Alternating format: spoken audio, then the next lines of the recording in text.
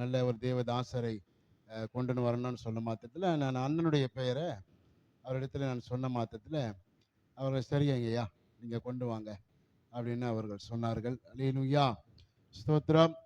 இதனால அவர் ஒரு வார்த்தையை சொன்னார், பிலிப்பை அவர் வார்த்தை சொன்னார், ஒரு பரிசுத்தவான்கள் ஒரு இடத்துல காலை வச்சா அந்த இடம் ஆசீர்வாதமாக மாறணும். வரக்கூடிய மக்களுக்கு அவர் நிமித்தமாய் பேசப்படுகிற வார்த்தை நிமித்தமாய் விடுதலை உண்டாகணும். எப்படி வந்தோமோ அப்படி போகக்கூடாது, எப்படி இருக்குதோ அப்படி இருக்கக்கூடாது, ஒரு மாற்றம் உண்டாக வேண்டும். அண்ணன் வந்து போன பிறகு 4 பேர் புதுசாக வந்தாங்க எங்கள் சபைக்கு. அல்லேலூயா. ஸோ இதை மிகப்படுத்தி பேசணும்ல, நான் சொல்ல வரல. கர்த்தர் பார்க்குறாரு, கர்த்தர் நல்லவர். ஒரு இந்து குடும்பத்திலிருந்து ஒரு 4 பேர் என்ன பண்ணியிருக்காங்க, வந்திருக்கிறாங்க. 2 வாரமாக வந்துட்டு இருக்கிறாங்க. அப்படி கர்த்தரால் தெரிந்து கொள்ளப்பட்டவர்கள் கர்த்தருடைய அழைப்பு நிமித்தமாய் அவருடைய ஓட்டத்தை ஓடிக்கொண்டு இருக்கிறவரை தான் நம்ம என்ன பண்ணணும், ரொம்ப எச்சரிக்கையோடு கூட கொண்டு வர வேண்டும். அல்லேலூயா. ஆமாம், அருமையான ஐயா சொன்னார் இல்லையா, பிலிப்பையாவும் எனக்கு கிட்டத்தட்ட ஒரு 10 வருஷத்துக்கு மேலே இருக்கும் ஐயா. ஆமாம், 10 வருஷத்துக்கு மேலே ஒரு பழக்கம். அப்போ கரெக்டாக நம்ம தேர்ந்தெடுத்து சபையிலையும் சரி, இந்த மாதிரி உபவாச கூடுகையிலையும் சரி, எந்த விதமான கூட்டமாக இருந்தாலும் கொண்டு வந்து நம்ம நிறுத்தணும். நமக்கு பிளெஸ்ஸிங்காக இருக்கணும், கொடுக்குற வார்த்தை நமக்கு பிளெஸ்ஸிங்காக இருக்கும். அந்த வகையில் இன்னைக்கு நம்ம மத்தியில் கலந்து வந்திருக்கிற தேவதாசர் அருமையான அண்ணன் பைசன் அவர்களை நம்ம கரங்களை தட்டி இந்த நாளில் கர்த்தருடைய வார்த்தை கொடுக்கும்படியாக நம்ம அன்போடு கூட அழைப்போம். கர்த்தர் நல்லவர். நம்ம அநேக தேவ செய்தியை கேட்டிருப்போம், அநேக பிரசங்கங்களை பண்ணியிருப்போம், அநேக கூட்டங்களை நடத்தியிருப்போம். நம்முடைய வாழ்க்கையில் தேவன் நமக்கு செய்த நன்மைகள் ஏராளம் அப்படின்னு சொல்லக்கூடியவங்க நிறைய பேர் இருப்பீங்க. சிலர் சொல்லுவாங்க, எனக்கு தேவன் நன்மை கொஞ்சம் கொஞ்சம் செய்திருக்கிறார் என்று. சிலர் சொல்லுவாங்க, எனக்கு தேவன் நன்மையே செய்யவில்லை என்றும் கூட என்ன செய்வாங்க, சொல்லக்கூடிய நபர்கள் இருக்கலாம். ஆனால் உண்மையிலேயே நமக்கு தேவன் நன்மை செய்திருக்கிறாரா இல்லையா அப்படிங்கிற ஒரு சின்ன கேள்வியோடு நம்ம ஒரு சின்ன சம்பாஷணை, அதுக்கப்புறம் நம்ம தேவ செய்திக்கு போகலாம்.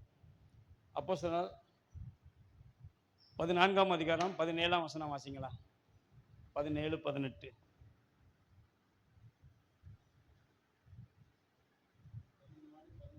ஆம், அவர் பாருங்களா எப்படி ஆரம்பிக்கிறார் பாருங்களா. பரிசுத்த வேதம் அப்போஸ்தலர் அந்த ஆக்கியோன் எழுதுகிறார், அவர் நன்மை செய்து வந்து, அது செய்து வந்துன்னு சொல்லி அப்படியே நிறுத்தி சொல்றாரு, அதுக்கு விளக்கம் கொடுக்கிறாரு. என்ன நன்மை நான் செஞ்சேன் அப்படிங்கிற தேவன் சொல்லுகிறார். வானத்திலிருந்து மலைகளையும் செழிப்புள்ள காலங்களையும் நமக்கு தந்து ஆகாரத்தினாலும் சந்தோஷத்தினாலும் நம்முடைய இருதயங்களை நிரப்பி இவ்விதமாய் அவர் தம்மை குறித்து பண்ணாது இருந்ததில்லை என்று எழுதுகிறார். பிரியமானவர்களே, ஒரு அல்லேலூயா சொல்லுங்களா. ஆண்டவர்கிட்ட போய் ஒருத்தர் கூட நீர் அநியாயம் செய்தீர் என்று சொல்லக்கூடாது, சொல்ல முடியாது. அதை எலிகுன்கிறவன் சொல்றான். யோபு புஸ்தகத்துல நீங்க வீட்டில் போய் வாசிங்க, 37, 36 சொல்லுவார் அதிகாரத்துல. இப்ப அது வேண்டாம், நமக்கு போன நேரம் ஆயிடும். ஆண்டவர் சொல்றாரு, நான் நன்மை செய்த அந்த நன்மை என்னவென்று அதையும் தேவனே விளக்கமா சொல்றாரு. என்ன சொல்றாரு, வானத்திலிருந்து மலைகளையும் செழிப்புள்ள நாட்கள் சொல்லல, வாரங்கள் சொல்லல, மாதங்கள் சொல்லல, செழிப்புள்ள உங்களுடைய ஆயுசு வரைக்கும். பிரியமானவர்களே, நீங்க செழிப்பாகவே வாழ முடியும். செழிப்புன்னு பயந்துடாதீங்க, நம்ம செழிப்பை மட்டும் பேசுவதில்லை, தேவன் செய்திருக்கிற நன்மை. இப்ப நம்ம எல்லாரும் சுவாசிக்கிறோம் இல்லையா, காற்று. இந்த ஆக்சிஜனெல்லாம் நம்ம காசு கொடுத்து வாங்கணும்னா நம்ம அந்த ஆக்சிஜனை சம்பாதிக்கிறதுக்கே, வாங்குவதற்கே நம்மளால சம்பாதிக்க முடியாது. ஆனா தேவன் இலவசமாக உங்களுக்கு கொடுத்திருக்கிறார் தூய காற்று. அவர் சொல்றாரு, வானத்திலிருந்து மலைகளையும் செழிப்புள்ள காலங்களையும் நமக்கு தந்து, அதுக்கு அப்புறம் சொல்றாரு, அதனுடைய விளக்கத்தை பாருங்களேன். ஒருவேளை நீங்க பட்டினி கிடந்திருக்கலாம். வேதம் சொல்லுகிறது சிங்கக்குட்டிகள் தாழ்ச்சி அடைந்து பட்டினியா கிடக்கும். ஆனா கர்த்தரை தேடுகிறவர்களுக்கோ எப்படி எழுதியிருப்பான் அவன் சங்கீதக்காரன்? அதை எப்படி எழுதியிருப்பான்? நான் கடந்த முறை செய்தி கொடுக்கும்போது அதை பற்றி பேசினேன். அவனால எப்படி அதை சொல்ல முடிஞ்சது? காட்டுக்கு ராஜாங்கிறதுனால அதை சொல்லியிருப்பான்னு நினைக்கிறீங்களா? சிங்கக்குட்டிகள் தாழ்ச்சி அடைந்து பட்டினியா கிடக்கும்னு சொன்னார்ல தாவீது. புரியுதா நான் பேசுறது உங்களுக்கு? எப்படி சொல்லி இருப்பான்? அது காட்டுக்கு ராஜாங்கிறதுனால அப்படி சொன்னானா? அவன் ஆடு மேய்ச்சிட்டு இருந்தான். பிரியமானவர்களே, நீங்க நல்லா கவனிச்சீங்கன்னா இன்றைக்கு கர்த்தர் உங்களோடு பேசுவார். அது உங்க ஆத்மாவுக்கு இன்பமா இருக்கும். அது உங்களுக்கு பிரயோஜனம் உள்ளதா இருக்கும். அவர் சொல்றாரு, நான் ஆடு மேய்ச்சிட்டு இருந்தேன். நீங்க வீட்டுல போய் வாசிங்க. 1 சாமுவேல் 17 இருக்கு. அப்போ ஒரு முறை அவன் சவுல்கிட்ட சொல்றான், ஒரு முறை சிங்கம் வந்தது, ஒரு முறை கரடி வந்தது. அந்த சிங்கம் இவனுடைய ஆட்டு கிடையில இருந்து ஒரு ஆட்டுக்குட்டி அதை பிடிச்சிட்டு போச்சு. அப்ப அவன் அதை தொடர்ந்து போனானா, சிங்கத்தினுடைய வேகத்துக்கு இவன் ஓடி இருக்கான் பின்னால. யாரு? நம்முடைய தாவீது ராஜா போயிருக்கிறான். பிரியமானவர்களே, அவன் போய் அந்த சிங்கத்தினுடைய தாடைய பிடிச்சு அந்த சிங்கத்தை என்ன செஞ்சிட்டான்? 2 கிழிச்சிட்டான். நீங்க வீட்டுல போய் பொறுமையா வாசிங்க. 1 சாமுவேல் 17 தெளிவாய் சொல்லுகிறான். அதை தொடர்ந்து போய் நான் அதை பிடித்து அதை கிழிச்சு அல்லது அதை அடித்து அந்த ஆட்டுக்குட்டியை நான் தப்புவித்தேன் என்று சொல்லுகிறான். அப்போ ஒரு தாய் அல்லது ஒரு தந்தை சிங்கம் ஆட்டுக்குட்டியை பிடிக்க என்ன செஞ்சிட்டு இவன் கையில வந்து மாட்டிக்கிட்டு, இப்ப இந்த சிங்கம் இங்க என்ன செஞ்சிட்டு செத்து போயிற்று. உங்களுக்கு புரியுதா? சவதரிக்க வந்த அல்லது இறை தேட வந்த ஒரு சிங்கம் இங்க என்ன செஞ்சிட்டு இதனுடைய குட்டி அங்க என்ன செஞ்சிருக்கும்? புரியுதா உங்களுக்கு? கர்த்தர் பேசுகிறார். பிரியமானவர்களே, சங்கீதம் 37:25 வாசிங்க. 37:25 அவன் சொல்றான், சங்கீதக்காரன் சொல்றான், நான் இளைஞனா இருந்தேன், எனக்கு வயதும் ஆயிற்று, ஆனாலும் நீங்க நீதிமானா இருப்பீர்களே, ஆனால் நீங்க கைவிடப்படவே மாட்டீர்கள். பிரியமானவர்களே, இது தேவனுடைய வார்த்தை. அவன் சந்ததி அப்பத்துக்கு இறந்து தெரிகிறதையும் நான் காணவில்லை என்று சொல்லுகிறான். ஆம் பிரியமானவர்களே, கர்த்தர் ஆகாரத்தினாலும் சந்தோஷத்தினாலும் நம்முடைய இருதயங்களை என்ன செஞ்சாராம்? தேற்றின்னு சொல்லல, கொஞ்சமா கொடுத்துன்னு சொல்லல, தேவைக்கு கொடுத்துன்னு சொல்லல. அவர் சொல்றாரு அப்போஸ்தலர் 14:17 ஆகாரத்தினாலும் சந்தோஷத்தினாலும் நம்முடைய இருதயங்களை அவர் என்ன செஞ்சாராம்? நிரப்பினாராம். பிரியமானவர்களே, சங்கீதக்காரன் அதை தான் சொன்னான், என் பாத்திரம் நிரம்பி வழிகிறது என்று சொன்னான். அவருக்கு கொடுக்குற சந்தோஷம் இருக்கு இல்லையா, அது இம்மைக்குரியது இல்லை. அது நம்ம கொஞ்ச நேரம் சந்தோஷமா இருக்கிறதுனால கிடைக்கிற உலகத்தில் இருக்கிற சிற்றின்பங்களால வருகிற அந்த சந்தோஷம் இல்லை. பிரியமானவர்களே, தேவனுடைய வார்த்தையிலிருந்து வருகிற சந்தோஷம், தேவனுடைய பிரசன்னத்திலிருந்து வருகிற சந்தோஷம், அது தேவன் கொடுக்கிற சந்தோஷம். பிரியமானவர்களே, அதை மட்டும் அவர் சொல்லல, நான் ஆகாரமும் கொடுக்கிறேங்கிறாரு, நான் உங்களை திருப்தியாக்கி நடத்துவேன்னு சொல்றாரு. பிரியமானவர்களே, வாசிங்களா எரேமியா 31:25 எண்ணுகிறேன்.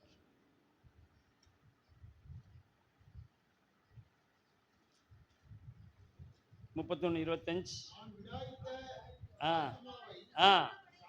அவர் பாருங்களேன், விடாய்த்த ஆத்துமாவை அவர் என்ன செய்யறாரா? சம்பூரணம் அடைய பண்ணி தொய்ந்த எல்லா ஆத்துமாவையும். பாருங்களா, அவர் எப்பேற்பட்ட ஆண்டவர் தெரியுமா?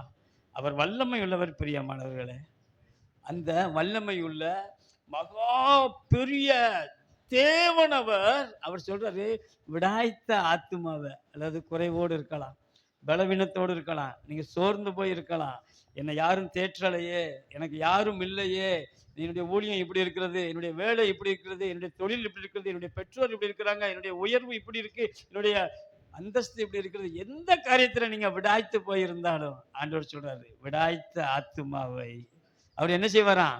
சம்பூரணம் அடைய பண்ணி. யார் ஆத்மாவை சம்பூர்ணம் அடைய பண்ண முடியும் தெரியுமா? தேவாதி தேவன் மட்டும்தான். பிரியமானவர்களே, மனிதர்களால அதை செய்ய முடியாது, அரசாங்கத்தால செய்ய முடியாது, உங்களுடைய உறவுகளால செய்ய முடியாது, உங்களால மாற்றவே முடியாது பிரியமானவர்களே. அது வறுமையா இருக்கலாம், ஏழ்மையா இருக்கலாம், அது தரித்திரமா இருக்கலாம், அது கஷ்டமா இருக்கலாம், அது கண்ணீரின் பாதையா இருக்கலாம். நீங்க கவலைப்படக்கூடாது, நீங்க பயப்படக்கூடாது. சங்கீதக்காரன் சொன்னா 34:10 நினைக்கிறேன், வாசிங்க.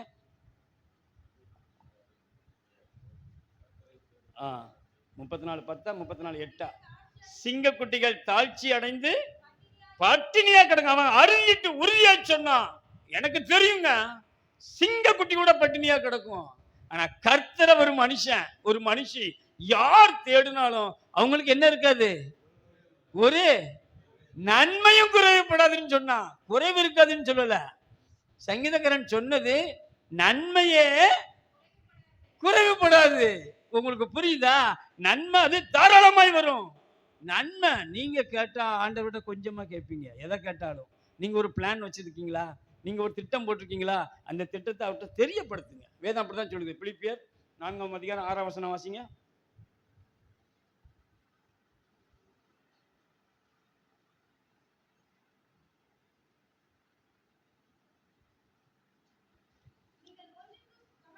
அவர் சொல்றாரு, பிரச்சனை இருக்கும், போராட்டம் இருக்கும், பாடு இருக்கும், உபத்திரமும் இருக்கும். அதெல்லாம் இருந்தா கூட சங்கீதக்காரன் சொல்றான், நான் மரண இருளின் பள்ளத்தாக்கில் நடந்தாலும் பொல்லாப்புக்கு, அவன் சொல்றான் இருந்தாலும் பிரச்சனை இல்ல. இங்க இருக்கும்போது பரவசமா இருக்கும், வார்த்தையை கேட்கும் போது, அவன் ஆராதிக்கும் போது நமக்கு கவலை இல்லாம இருப்போம். ஆனா இதை விட்டு தாண்டி, கேட்டை விட்டு தாண்டி வெளியே போன உடனே நாளைக்கு மகளிர் குழுல லோனு கட்டணுமே, வண்டிக்கு இஎம்ஐ வந்துருமே, ஐயோ இதுக்கு வாடகை கொடுக்கணுமே. ஆனா உண்டு, எல்லா தேவையும் உண்டு. நீங்க பயப்படக்கூடாது சொல்றாரு, வாசிங்க. எதுக்கும் கவலைப்படாதீங்கிறாரு. சாத்தியமா? நம்ம அறிவுல பார்த்தா அது சாத்தியம் கிடையாது. உங்க அறிவுக்கு நீங்க இடம் கொடுத்தீங்கன்னா, உங்க மூளைக்கு நீங்க இடம் கொடுத்தீங்கன்னா அது சாத்தியம் கிடையாது. நீங்க மூளைக்கு இடம் கொடுக்க கூடாது. கிறிஸ்துவை பற்றிய உபதேசம் கெட்டு போறவங்களுக்கு அது பைத்தியமா இருக்குமா. இப்படி எவனாவது பேசுறவனை பார்த்து சொல்லுவாங்க, அவனுக்கு என்ன எங்க இருந்து வரும், எங்க இருந்து நாளைக்கு எனக்கு தேவை, எங்க இருந்து. நான் கேட்கும் போது நல்லா இருக்குல்ல, பரவசமா இருக்குல்ல. ஜெயம் வரும் பிரியமானவர்களே. 75 சங்கீதம் 6 வாசிங்க.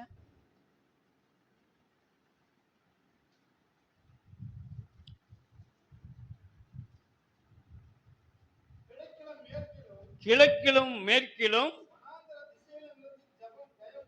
எங்க லோக்கல்ல இருந்து உங்களுக்கு ஜெயம் வராது பிரியமானவர்களே. அவர் சொல்றாரு, கிழக்கிலும் மேற்கிலும் வனாந்திர பூமியில இருந்து உங்களுக்கு ஜெயம் வராது.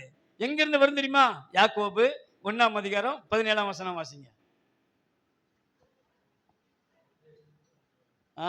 நன்மையான எந்த ஈவும் பூரணமான எந்த வரமும் அது எங்க உண்டாகும் தெரியுமா? அது பரத்திலிருந்து உண்டாகும் என்று வேதம் சொல்கிறது பிரியமானவர்களே. ஜோதிகளின் பிதாவின் இடத்திலிருந்து அது இறங்கி வருமா? ஆனா நம்ப முடியுதா? உங்களால நம்ப முடியுதா? நம்பணும், அங்கதான் இருக்கு. நம்ம எல்லாரும் விசுவாசம்னா என்னன்னா எல்லாரும் சொல்லிடுவோம், நம்பப்படுவர்களின் உறுதியும் காண வசனத்தை சொல்லுவோம். அதுக்கு அர்த்தம் சொல்லுங்க. அவர் சொல்றாரு, நன்மையான எந்த ஈவா இருக்கட்டும், எந்த ஈவா இருக்கட்டும், நன்மையான எந்த ஈவும் பூர்ணமான, வாசிங்களா யாக்கோபு 1:17 எடுத்தீங்களா? எந்த வரமும் பரத்திலிருந்து உண்டாகி ஜோதிகளின் பிதாவினிடத்திலிருந்து அது இறங்கி வருகிறது பிரியமானவர்களே. ஆனா நம்மளால என்ன செய்ய முடியல, நம்மளால நம்ப முடியுதா? தேவன் தம்முடைய வார்த்தை, வானமும் பூமியும் ஒளிஞ்சிரும் பிரியமானவர்களே. வானமும் பூமியும் கூட ஒளிஞ்சிரும். ஆனா அவருடைய வார்த்தை என்ன செய்யாதான்? எழுத்தினுடைய உறுப்பு கூட ஒளிந்து போகாதான் பிரியமானவர்களே. அப்படியெல்லாம் நம்ம எப்படி நம்பணும், நம்ம எப்படி விசுவாசிக்கணும்? எனக்கு பரத்திலிருந்து ஜெயம் வரும்னு எத்தனை பேர் சொல்றீங்க? சொல்றவங்களாம் கரங்களை தட்டி ஆண்டோடைய நாமத்தை மகிமைப்படுத்துங்க பார்ப்போம்.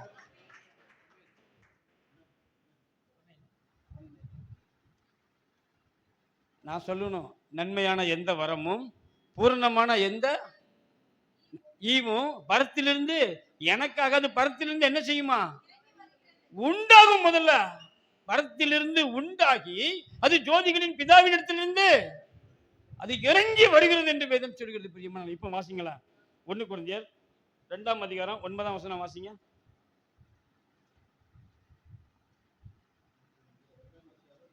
ஆமா 2:9 எழுதி இருக்கிறபடி அவர் சொல்றாரு, தேவன் தம்மில், அதுல பாத்துக்கோங்க, பரிசுத்தவான் போல, நீதிமான் போல, இவ்வளவு அழகா ஆண்டவர் எழுதி வச்சிருக்காரு பாருங்க. வேதம் பெரிய புதைபொருள் பிரியமானவர்களே. அதுல யூதர்களுக்குன்னு போடல, இஸ்ரவேலருக்குன்னு போடல, நிறைய இடங்கள்ல ஒரு ஸ்பெசிபிக்கா காட்டி இருக்கிறாரு. ஆனா இதுல சொல்றாரு, எழுதி இருக்கிறபடி யாரெல்லாம் அன்பு கூறுகிறார்களோ அவங்களுக்கு ஆயத்தம் பண்ணினவைகளை யாருடைய கண்ணும் காணல, அந்த ஆசீர்வாதத்தை பெறப்போகிறவனுக்கு அது தெரியாது. பிரியமானவர்களே, தாவீது ஆடு மேய்ச்சான். கனவுல கூட அவன் நினைச்சிருக்க மாட்டான் நம்ம அரசன் ஆவோன்னு. கனவுல கூட தூங்கும் போது சொப்பனம் காண்போம் இல்லையா, அல்லது நம்ம கற்பனை பண்ணுவோம் இல்லையா, நான் அரசன் ஆனால் அப்படின்னு. கனவுல கூட யார் கனவு கொண்டிருக்கலாம் தெரியுமா? ஒரு துணை ஜனாதிபதியா ஆகிற மாதிரி என்ன செய்யலாம், ஒரு வாய்ப்பு என்ன செஞ்சிடும், ஒருவேளை கிடைக்கலாம். அப்படித்தானே? தலைமைத்துவத்தில் இருக்கிறவங்க, அசிஸ்டண்டா இருக்கிறவன், இவன் செத்துட்டா இவன் என்ன செஞ்சிருவாரு. ஆனா யோசித்து பாருங்க, இவன் ஆடு மேய்ச்சிட்டு இருக்கான். ஆடு மேய்க்கிறவனுக்கும் அரசனுக்கும் என்ன சம்பந்தம்? ஜோதிகளின் பிதாவினிடத்திலிருந்து அது இறங்கி வரும். பிரியமானவர்களே, ஒருவேளை நான் நினைக்கிறேன் 17-18 வயசுல அவன் அபிஷேகம் பண்ணி இருக்கலாம் என்று வேத வல்லுநர்கள் அப்படி சொல்றாங்க. ஆனா பாருங்க, எத்தனை வருஷம், ஒரு 30 வயசுல தான் அவன் ராஜாவா இருப்பான்னு நினைக்கிறேன். வனாந்தரத்துல இருந்தான். அவனை பழக்குவிச்சாருன்னு சொல்றான். அவனே சொல்றான், ஆண்டவர் பழக்குவிச்சாரு. ஓகே, அதை அவன் ஏற்றுக்கொண்டான். பாருங்களேன், அவன் சொல்றான், என் கைகளை போருக்கும் என் விரல்களை யுத்தத்திற்கும் படிப்பிக்கிற. வாசிங்க 144:1 வாசிங்க. சங்கீதம். என் கைகளை போருக்கும் என் விரல்களை யுத்தத்துக்கும் படிப்பிக்கிற. சொல்லி கொடுத்தார். பிரியமானவர்களே, சொல்லி கொடுத்தார். அவனுக்கு சொல்லி கொடுத்தார், கற்றுக் கொடுத்தார். அதை முறுமுறுக்காம கற்றுக்கிட்டான். அதை முறுமுறுக்கல, அந்த பாதையில நடந்து போனான். ஆண்டவரே, நீர் என்னோடு கூட இருந்தா எனக்கு அது போதும் என்று சொன்னான். ஆகினால்தான் கர்த்தர் அவனை ஆசீர்வதித்தார். எழுதி இருக்கிறபடி வாசிங்க. தேவன் தம்மில் அன்பு கூறுவர்களுக்கு ஆயத்தம் பண்ணினவைகளை கண் காணவும் இல்லை, காது கேட்கவும் இல்லை, இருதயத்தில் அது என்ன செய்யலையா. இது எங்க எழுதி இருந்துச்சு? எழுதி இருக்கிறபடி என்று கொரிந்தியருக்கு அவர் எழுதுகிறார். இது எங்க எழுதி இருக்கு? ஏசாயா 64:4 வாசிங்க.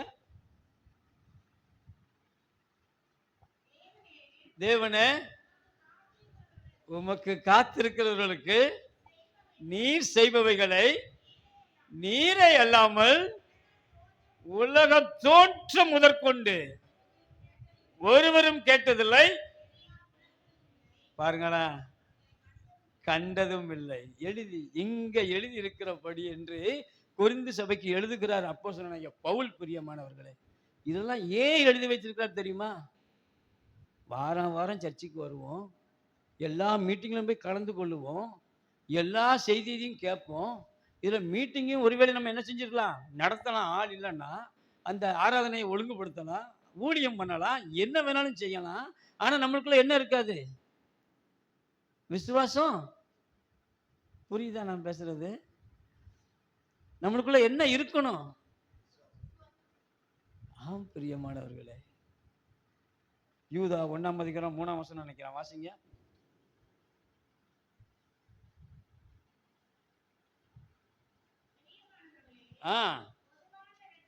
அவர் யூதா எழுதுறாரு, நான் பொதுவான ரட்சிப்பை குறித்து உங்ககிட்ட எழுதுறதுக்கு, உங்ககிட்ட பேசுறதுக்கு, நான் இந்த பொதுவான ரட்சிப்பை குறித்து எழுதுவதற்கு நான் மிகவும் கருத்துள்ளவனா இருந்தேன். பரிசுத்தவான்களுக்கு அவன் சொல்றான், யூதா சொல்றாரு, ஒரு விஷயம் ஒப்புவிக்கப்பட்ட, எதுக்காக? விசுவாசத்திற்காக. நீங்க அதுல தைரியமா நிக்கணும், அதுல போராடணும் என்பதை உங்களுக்கு எழுதி உணர்த்துவது எனக்கு அவசியம் என்று கண்டது என்று எழுதுகிறான். பிரியமானவர்களே, தேவ பிள்ளைங்கன்னு சொல்லியிருந்தோம், விசுவாசிகள்னு சொல்லியிருந்தோம், ஊழியம் பண்ண வந்திருந்தோம். ஆனா என்ன இல்லை, எனக்காக யாவற்றையும் செய்கிறவர் என்று பாட்டு பாடுவோம், கர்த்தர் பெரியவர் என்று சொல்லுவோம். ஆனா அதை வாழ்க்கையில அப்பியாசப்படுத்துவதற்கு, முன்னேறி செல்வதற்கு, அதை விசுவாசித்து நடப்பதற்கு நம்மிடத்துல என்ன இல்லை, அந்த விசுவாசம் பெரியது. பிரியமானவர்களே, இப்ப வாசிங்க எரேமியா 31:25-26. விடாய்த்த ஆத்துமாவை சம்பூர்ணமடைய பண்ணி தோய்ந்த எல்லா ஆத்துமாவையும் நிரப்புவேன். இதற்காக நான் ஆயத்தமா, போதும், இதற்காக நான் ரெடியா, இதற்காக நான் ஆயத்தமா இருக்கிறேன் என்று ஆண்டவர் சொல்கிறார். பிரியமானவர்களே, உங்க இடத்துல அவிசுவாசம் இருக்குமானா நீங்க ஆண்டவர்கிட்ட இருந்து எந்த நன்மையும், எந்த கிருபையும், எந்த வரத்தையும், எந்த காரியத்தையும் பெற்றுக்கொள்ளவே முடியாது. அதை யாக்கோபு 1:5 சொல்றாரு. நீங்க அதை வீட்டுல போய் பொறுமையா வாசித்துக்கோங்க. ஆகவே விசுவாசம் நம்மள என்ன செஞ்சிருக்கணும்னா, அது உறுதியான விசுவாசமா இருக்கணும். நம்ம அதை குறித்து இப்பொழுது நம்ம பார்க்க போறோம். கர்த்தர் நம்மோடு கூட என்ன செய்யட்டும், இடைப்படட்டும். நீங்க உங்களை உய்த்து ஆராய்ந்து சோதித்து பாருங்க, உங்களிடத்துல விசுவாசம் எப்படிப்பட்ட விசுவாசம் இருக்குதா இல்லையா என்பதை நீங்க என்ன செய்யுங்க, ஆராய்ந்து பாருங்க. நம்ம அந்த விசுவாசத்தை குறித்து இப்ப பார்க்கலாம். ஒரு வசனத்தை வாசிச்சுட்டு நம்ம ஜெபிச்சுட்டு செய்திக்கு நான் கடந்து செல்லலாம். எரேமியா 32:27 வாசிங்களா.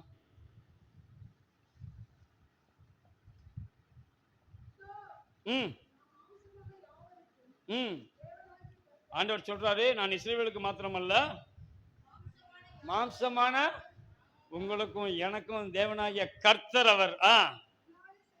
அவர் சொல்றாரு, என்னாலே செய்யக்கூடாத அதிசயமான காரியம். அப்ப என்ன அர்த்தம்? ஒண்ணுமே கிடையாது. பிரியமானவர்களே, கண்களை மூடி ஜெபிக்கலாம். அன்பின் பரலோக பிதாவே, இந்த நல்ல வேலைக்கு நமக்கு நன்றி செலுத்துகிறோம். உங்களுடைய வார்த்தையை கொண்டு எங்களோடு பேசு, நல் வார்த்தையை தரும், உங்களுடைய நாமத்தை மகிமைப்படுத்து. மீட்பரும் ரட்சகருமாகிய இயேசுவின் நாமத்தை ஜெபிக்கிறேன் ஜீவனோடு நல்ல பிதாவே, ஆமென். நம்ம எல்லாரும் இந்த வசனத்தை பார்த்துருப்போம், படிச்சிருப்போம், தியானிச்சிருப்போம். இந்த வசனம் நம்மோடு இடைப்பட்டிருக்கும். தேவன் நமக்கு இந்த வசனத்தின் மூலமாக அநேக நன்மைகளை செய்திருக்கலாம். ஆனாலும் இன்று ஆண்டவர் சொல்கிறார், நான் மாம்சமான யாவருக்கும் தேவனாகிய கர்த்தர், என்னாலே செய்யக்கூடாத அதிசயமான காரியம் ஒன்று உண்டோ என்று சொல்கிறார். பிரியமானவர்களே, நம்ம எல்லாருக்கும் தெரியும், ஆண்டவரால எல்லாம், சத்தமா சொல்லுங்களேன், ஆண்டவரால எல்லாம் கூடுமே, எல்லாம் கூடுமே, உம்மாலே எல்லாம் கூடும், கூடாதது ஒன்றும் இல்ல.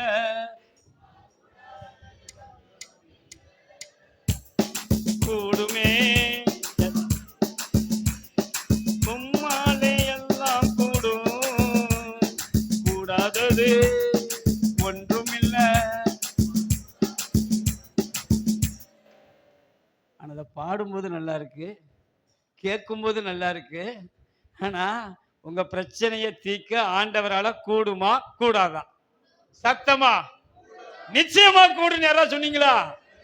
அப்படி சொல்லணும். பிரியமானவர்களே, எந்த பிரச்சனையா இருக்கட்டும், எந்த போராட்டமா இருக்கட்டும், எந்த தேவையா இருக்கட்டும், வேதம் சொல்லுகிறது, ஆண்டவர் சொல்லுகிறார், மிகுந்த பலனுக்கு ஏதுவான உங்களுடைய தைரியத்தை நீங்க என்ன செய்யக்கூடாதான்? வாசிங்க எபிரேயர் 10:35. ஆகையால் மிகுந்த பலனுக்கு ஏதுவான உங்கள் தைரியத்தை நீங்க அதை விட்டுட்டீங்கன்னா பயம் வந்துடும். பிரியமானவர்களே, பயமும் அவிசுவாசமும் ஒண்ணுதான், கவலையும் கூட. இது நம்மளை ஆட்கொள்ளும், இது நம்மளை மேற்கொள்ளும், இது நம்மளை விசுவாசிக்க முடியாதபடிக்கு செய்யும், நம்மளை விசுவாசிக்க முடியாதபடிக்கு செய்யும். ஆனா நம்ம அதுல ரொம்ப கவனமா இருக்கணும், ரொம்ப தெளிவா இருக்கணும், ரொம்ப உண்மையா இருக்கணும். எங்க ஆண்டவர் பெரியவர், என் ஆண்டவர் பெரியவர் வார்த்தையில இல்ல, நீங்க செயல்ல காட்டணும். என் பிள்ளைகளே, நாவினாலும் வசனத்தினாலும் அல்ல, கிரியையினாலும். 4:18 வாசிங்க. 1 யோவான்.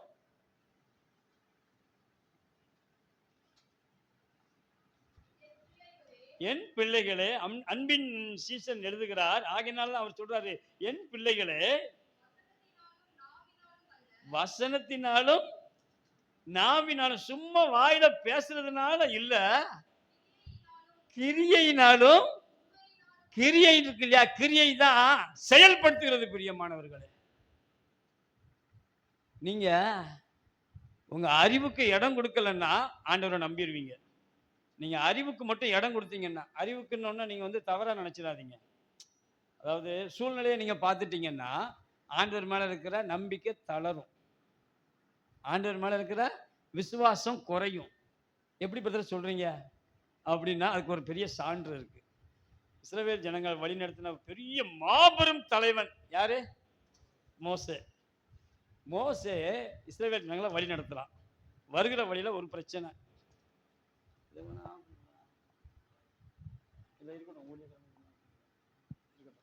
அவனுக்கு பெரிய தலைவன், அவன் இடத்துல ஆண்டவர் சொல்லுகிறார், இஸ்ரவேல் ஜனங்கள் இறைச்சி கேட்கிறாங்க. இஸ்ரவேல் ஜனங்கள் என்ன கேட்டாங்க? கவனிங்க, இறைச்சியை கேட்டாங்க. அப்படி இறைச்சியை கேட்கும் போது பாருங்களா, ஆண்டவர் சொன்னாரு, நீங்க வாசிங்க, என்னாகமம் 11ஆம் அதிகாரம்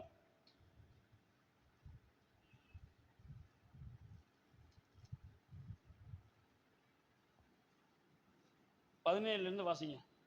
11, 17.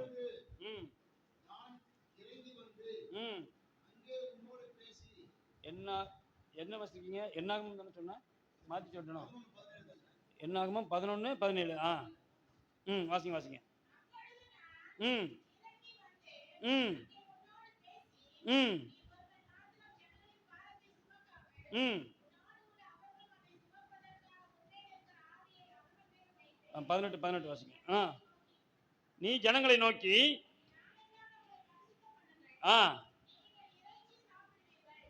நீங்கள் இறைச்சி சாப்பிடுவீர்கள்.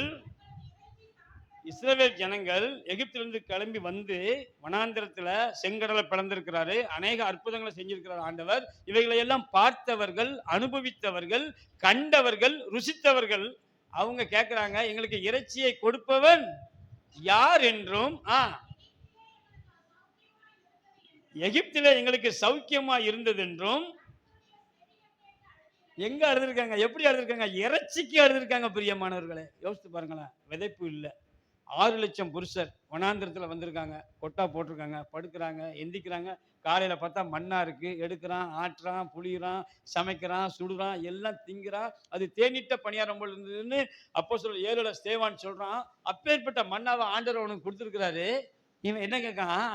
எனக்கு இறைச்சியை கொடுக்கறது யாரு? எகிப்துல அடிமையா இருந்த நீ. எப்படி இருந்த?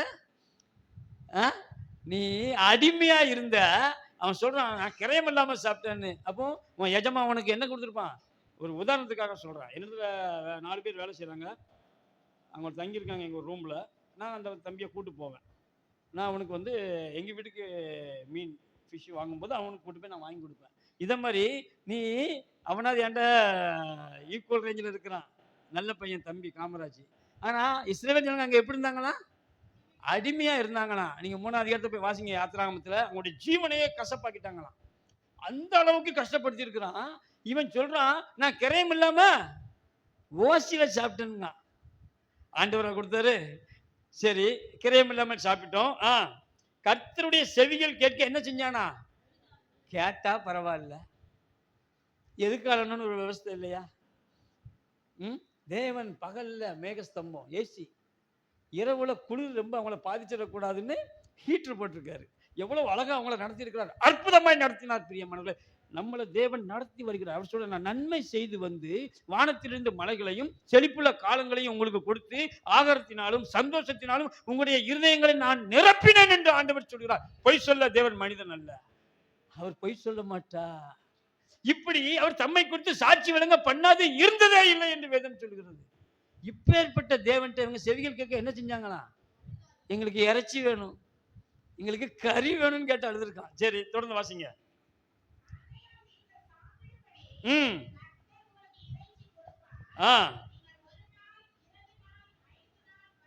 இது ஆண்டவர் வந்து மோசேட்ட சொல்றாரு, இதே மாதிரி நீ போய் சொல்லணும்னு சொல்லி ஆண்டவர் மோசேட்ட சொல்றாரு. நீ 1 நாள் 2 நாள் 5 நாள் 10 நாள் இல்ல, 1 மாதம் வரைக்கும் நான் உனக்கு கறி போடுவேன், சாப்பாடு போட்டுருவேன்டா, கவுச்சி போட்டுருவேன்பா மெட்ராஸ் பாஷையில. சரி.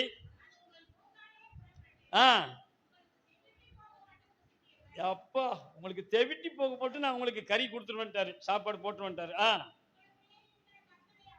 அதான் பாத்தீங்களா, இவரால முடியாதுன்னு சொல்லி எப்படி முடியும் என்று இவங்க யோசித்து, இவங்க சிந்தனைக்கு மூளைக்கு இடம் கொடுத்து கர்த்தரை என்ன செஞ்சாங்களாம்.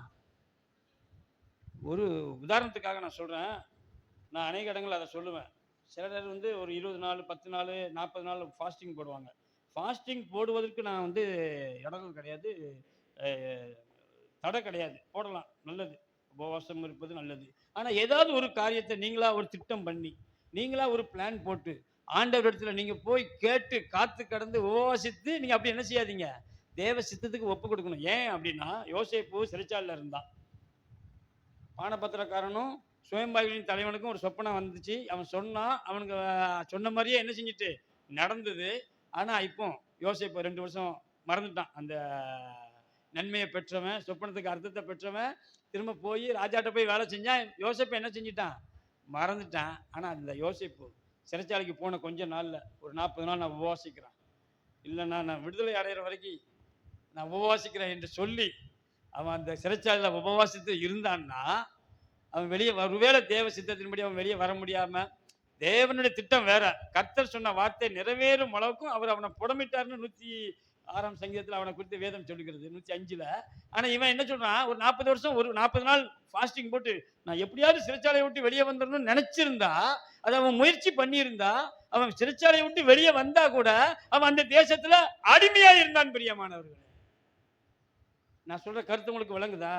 எனக்கு தேவன் வச்சிருக்கிற ஆசீர்வாதத்தை காலத்துக்கு முன்ன நான் பெறணும், சீக்கிரமா பெற்றணும், இப்பவே எனக்கு வேணும், தந்தாதான் அப்படின்னு சிலர் இருப்பாங்க இல்லையா, அவங்களுக்காக சொல்றேன். ஏற்ற காலம் வரும்போது வேண்டும், அப்படிதான் சொல்லுகிறது.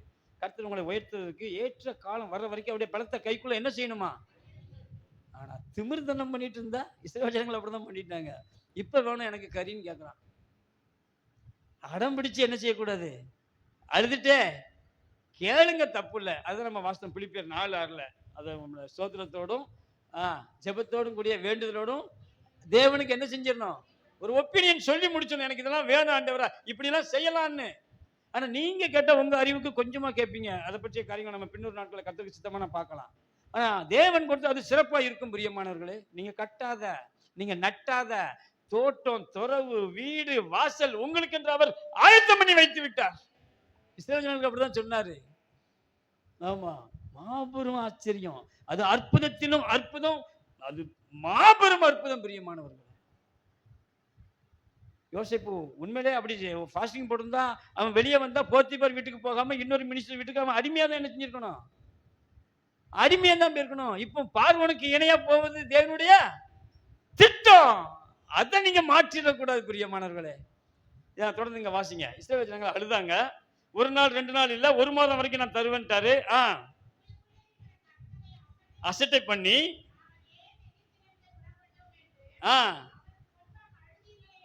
ஆண்டவர் வந்து மோசேட்ட சொல்றாரு, இங்க வந்து நீ அழுதியே, நீ இஸ்ரவேல் ஜனங்களை பார்த்து நீ போய் சொல்லுன்னு சொல்றாரு. இது 2 பேருக்கும் நடக்கு. இஸ்ரவேல் ஜனங்கள்ட்ட இன்னும் போகல, தலைவனுக்கும் நம்முடைய ராஜாதி ராஜாவுக்குமான மோசேக்குமான ஒரு சம்பாஷணம் நடக்கு. இப்ப பாருங்க, சிநேகிதனோடு பேசுற மாதிரி ஆபிரகாம்கிட்ட சிநேகிதன் என்று எண்ணப்பட்டா, இவர் ஒரு சிநேகிதனோடு பேசுவது போல மோசேட்ட பேசினாரு. இவன் போய் கேட்கிறான், ஆண்டவரே என்ன சொல்றீரு, நீர் என்ன சொல்றீர் உமக்கு தெரியுதா, நீர் என்ன சொல்லிட்டீர் உமக்கு புரியுதா, என் கூட இருக்கிற காலாட்கள் என்னங்க, நீங்க பாட்டுக்கு 1 மாசத்துக்கு யார்கிட்ட சொல்றா, நாம் பேசுறது உங்களுக்கு எல்லாம் புரியுதா? ஒரு தலைவன், பிரியமானவர்களே, அற்புதங்களையும் அடையாளங்களையும் நடப்பித்தவன், செங்கடலை 2 பிளந்தவன், அவனை அப்படியே சூழ்நிலையை பார்க்கிறான். 6 லட்சம் புருஷன் மட்டும் இருக்கிறான். அது இல்லாம பல ஜாதியான ஜனங்கள் அவங்க கூட வந்திருக்கிறாங்க. பெண்கள் இருக்காங்க, சிறுவர்கள் இருக்காங்க, வேலைக்காரர் இருக்காங்க, ஆடு மாடுகள்லாம் இருக்குது. சொல்றான், ஐயா என்ன சொல்றீரு? ஒரு சிநேகிதன்ட்ட பேசின மாதிரி என்ன சொல்றீங்க? 1 மாசம் வரைக்கும் என் கூட எத்தனை பேர் இருக்காங்க தெரியுமா? யார் கேட்கா? தலைவன் கேட்கான்னு சொல்லுங்க பிரியமானவர்களே. நான் அவனை சிறுமப்படுத்தல. அறிவுக்கு இடம் கொடுத்ததுனால அவிசுவாசம் யாருக்குள்ள வந்துச்சு? அப்ப அவிசுவாசம் சொல்லவா? அதை என்ன சொல்றது? அறிவுக்கு இடம் கொடுத்துட்டான் பிரியமானவர்களே. தலைவன் கேட்கிறான், ஒரு சிநேகிதன்ட்ட பேசுனது போல, அப்பா என்ன என் கூட எவ்வளவு பேர் இருக்காங்க தெரியுமா? இவருக்கு தெரியாதா? கணக்கு. இவர் யாரு? ராஜாதி ராஜா. அவன் மனசுல அழுததை பார்த்து சொல்றாரு. எல்லாமே சத்தம் போட்டு அழுதுருக்க மாட்டான். இருதயத்துல நினைச்சதை பார்த்து சொல்றாரு. அவன்லாம் இருதயத்துல நினைச்சான். என்ன சொன்னான்? நான் அங்கேயாவது நிம்மதியா தின்னேன், அங்கேயாவது இருந்தேன், எனக்கு கறி கிடைச்சது, கொமட்டிக்காய் கிடைச்சது, வெங்காயம் கிடைச்சது, மச்சம் கிடைச்சதுன்னு இருதயத்துல சொன்னதே இவன்ட்ட வந்து சொல்லிட்டு இருக்காரு. இவருக்கு என்னைக்கு தெரியாதா? பிரியமானவர்களே, உங்க அறிவுக்கு நீங்க இடம் கொடுத்தா நீங்களும் சொல்லுவீங்க, நாளைக்கு காலையில விடிஞ்சா என் பிரச்சனை என்னன்னு உங்களுக்கு. சேனைகளின் கர்த்தர் நம்மோடு இருக்கிறார் பிரியமானவர்களே. அந்த ஆண்டவர் சொல்லுகிறார், என்னாலே செய்யக்கூடாத அதிசயமான காரியம் ஒன்றுமே இல்லை என்று சொல்லுகிறார். நம்பணும். இப்போ நீங்க என்ன செய்யணும்? எங்கிருந்து வரும்? கிழக்கிலும் மேற்கிலும் வனாந்திர திசையிலிருந்து வராது. எழுதி வச்சுக்கோங்க. சங்கீதம் 75:6 உங்க வாழ்க்கையில மறக்க கூடாது பிரியமானவர்களே. நன்மையான ஈவுகள் அது ஜோதிகளின் பிதா பரத்தில உண்டாகுது. ஜோதிகளின் பிதாவினிடத்திலிருந்து அது இறங்கி வரும். பிரியமானவர்களே. வந்ததுக்கு நிறைய சான்றுகள் உண்டு வேதத்துல. தொடர்ந்து வாசிங்க. என்னோடு இருக்கிற காலாட்கள் 1 மாசம் வரைக்கும் சாப்பிடுறதுக்கு கொடுப்பேன்னு சொல்றீரே. அவன் விளக்கம் சொல்றான். யாருக்கு சொல்றா? கர்த்தாதி கர்த்தருக்கு விளக்கம் சொல்றான். தலைவன் சொல்லுகிறான் பிரியமானவர்களே. நான் குறைச்சி மதிப்பிடல, நீங்க தவறா நினைச்சிடாதீங்க. மோசே பெரிய தலைவன், தேவனோடு முகமுகமாய் பேசக்கூடிய ஊழியக்காரர்ல ஒருத்தன், மாபெரும் தீர்க்கதரிசி என்று வேதம் சொல்கிறது. அவனை போல தீர்க்கதரிசி இந்த பூமியில தோன்றினதே இல்லை. நான் மட்டுப்படுத்தல, கட்டுப்படுத்தல, அவரை குறைச்சி மதிப்பிடல. அறிவுக்கு இடம் கொடுத்தத தேவன் அதை சுட்டி காட்டி இருக்கிறார் பாருங்க. நீங்களும் நானும் நம்ம அறிவுக்கு இடம் கொடுக்க கூடாது. நம்ம அறிவுக்கு நீங்க யோசித்தீங்கன்னா பிரச்சனை. உங்களை அவர் பிரியமான பிள்ளைகள் என்று சொல்லுகிறார். எபேசியர் 1ஆம் அதிகாரம், எபேசியர் 5ஆம் அதிகாரம் 1ஆம் வசனம் வாசிங்க.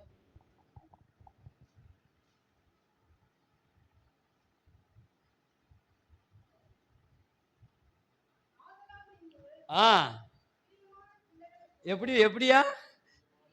பிரியமான பிள்ளைகளை போல வாழணுமா பிரியமான. எவ்வளவு தேவன் எதிர்பார்ப்பு எப்படி இருக்கு பார்த்தீங்களா? நீங்க பிள்ளையா, தகப்பன் தன் பிள்ளைக்கு இறங்குகிறது போல கர்த்தர் என்ன செய்வாராம்? சங்கீதம் 103:13 வாசிங்க.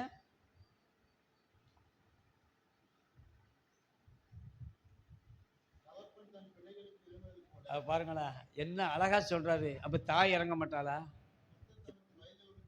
தாயும் கண்டிப்பா இறங்குவா. ஆனா தாயினுடைய அன்பை விட பிள்ளைகளுக்கு தகப்பன் கொடுக்கிற அன்பு விசேஷமானது. வேதம் சொல்லுது, நான் சொல்லல. ஏசாயா 49:15 வாசித்தீங்கன்னா, ஸ்திரீயானவள்னு ஆரம்பிப்பாரு, தாயானவள்னு ஆரம்பிக்கல. ஸ்திரீயானவள் தன் கற்பத்தின் பிள்ளைக்கு இறங்காமல், வாசிங்க, தன் பாலகனை மறப்பாளோ. அதுக்கப்புறம் அவள் சொல்ல மாட்டாரு, அவர்கள் பாரு. நீங்க நல்லா ஒவ்வொரு வார்த்தையும் வாசிக்கணும். பரிசுத்த வேதம் மாபெரும் பொக்கிஷம் பிரியமானவர்களே. ஏன்னா ஸ்திரீயானவன் ஆரம்பிச்சார்ல, அதனால அவள் இல்ல, அவர்கள்னா ஸ்திரீயால தனியா என்ன செய்ய முடியாது, குழந்தைய பெற்றுக்கொள்ள முடியாது. ஆகையினால சொன்னாரு, அவர்கள் தாயும் தகப்பனும் மறந்தாலும். 103:13 சொல்றாரு, ஒரு தகப்பன் தன் பிள்ளைக்கு இறங்குகிறது போல. அந்த ஒப்படைச்சு பாருங்களா. அந்த பிள்ளை சாப்பிடாம போயிட்டானா, ஆமா, அந்த தாய்க்கும் தகப்பனுக்கும் உள்ளம் சத்தம் போட்டிருப்பாங்க. அவன் தப்பு பண்ணியிருப்பான், அதனால கண்டிச்சிருப்பாங்க. இவர் கோவிச்சுட்டு என்ன செஞ்சிருப்பாரு? ஒரு நேரம் ஃபாஸ்டிங்கோ சாப்பிடாம இருந்தா ஒன்றும் என்ன ஆகுறது இல்லை, ஒரு நாள் பூராமே என்ன செய்யலாம்.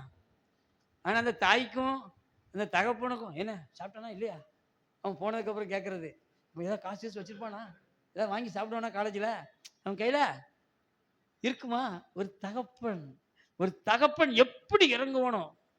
எவ்வளவு பேரு 1, 2 பேர் தான் பொறுப்பு இல்லாம இருக்கிறாங்க பெற்றோர்கள். ஆனா எவ்வளவு கண்ணியமா அந்த பிள்ளைகள வளர்க்கறதுக்கு, எப்படி சொத்து சேர்த்து வைக்கிறதுல, ஆமா அந்த பிள்ளைகளுக்கு கிறிஸ்துவ பத்தி சொல்லுவதில, எப்படியாவது அந்த ஆண்டவர பற்றிக் கொள்ளட்டும், அந்த ஆண்டவர ஏற்றுக்கொள்ளட்டும், அந்த ஆண்டவர பிடித்துக் கொள்ளட்டும்ன்னு பெற்றோர் பிள்ளைகள் மேல எடுக்கிற சிரத்தை இருக்கு இல்லையா? அத சொல்றாரு. அத பார்த்துட்டு சொல்றாரு, தகப்பன் தன் பிள்ளைக்கு இறங்குகிறது போல கர்த்தர் தமக்கு பயந்தவர்களுக்கு என்ன செய்வாராம்? ஆனா நம்மளால அத என்ன செய்ய முடியல?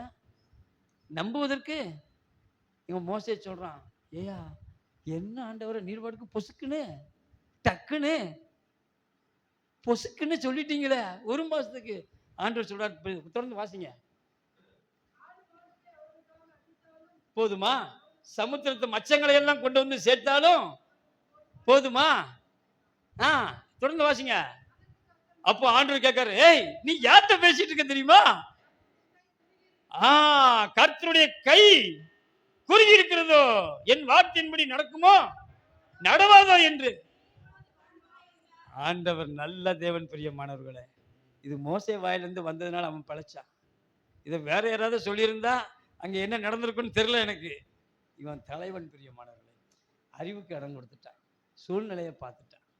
எந்த பிரச்சனையா இருக்கட்டும், எந்த போராட்டமா இருக்கட்டும், நீங்க எதை குறித்தும் கவலைப்படாதீங்க. இதுக்கும் தேவனுக்கும் சம்பந்தம் இருக்கா, சம்பந்தம் இல்லையா, அதை பத்திலாம் நீங்க யோசிக்காதீங்க பிரியமானவர்களே.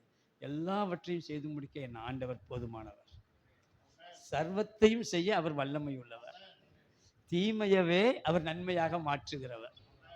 உங்க நாலேஜுக்கு தெரியாமலேயே, உங்க அறிவுக்கு எட்டாமலேயே உங்களுக்கு வரக்கூடிய தீங்குகளை, பிரச்சனைகளை தேவன் முறியடித்து கொண்டே இருக்கிறார். அவர் உங்க மேல அவ்வளவு அன்பு வைத்திருக்கிறார் பிரியமானவர்களே. சோர்ந்து போனவனை, விடாய்த்த ஆத்துமாவை அவர் அப்படியே புறம் தள்ளல. வாசிங்களா, எபிரேயர் 12:12 வாசிங்க.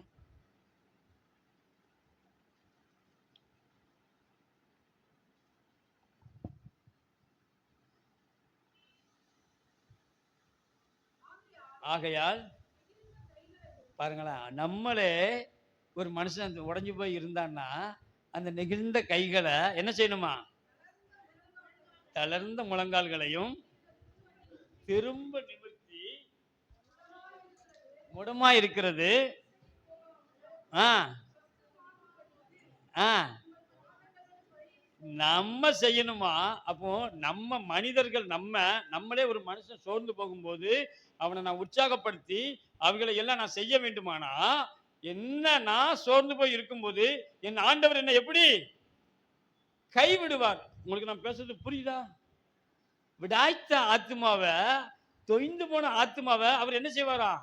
சம்பூர்ணமடைய பண்ணுவாராம் பிரியமானவர்களே. இப்போ நீங்க மத்தேயு சுவிசேஷம் 12ஆம் அதிகாரம் 20 வாசிங்க, உங்களுக்கு புரிஞ்சிடும்.